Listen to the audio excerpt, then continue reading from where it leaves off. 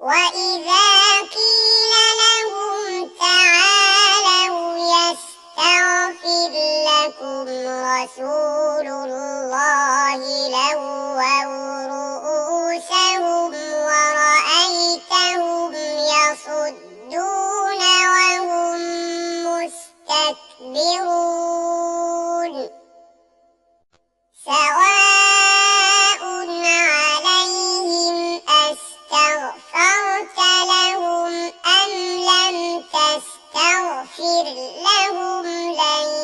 يغفر الله لهم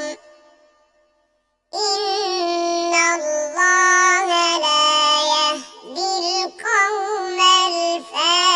الفاسقين هم الذين يقولون لا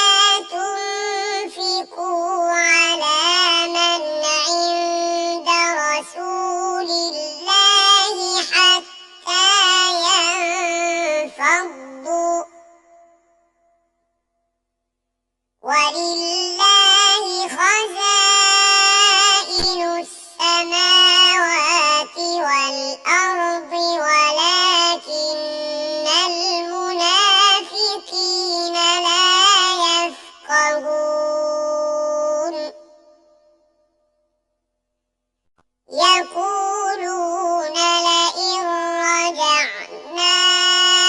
إلى المدينة ليخرجن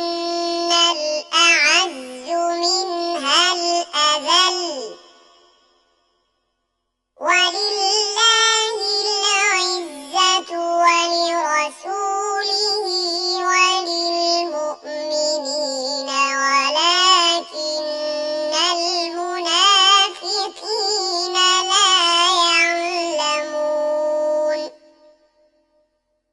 يا أيها الذين آمنوا لا تلهكم أموالكم ولا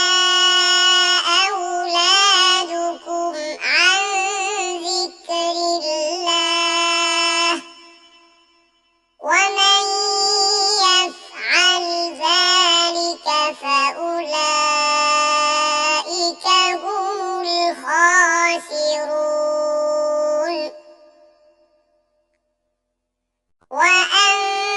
وأنفقوا مما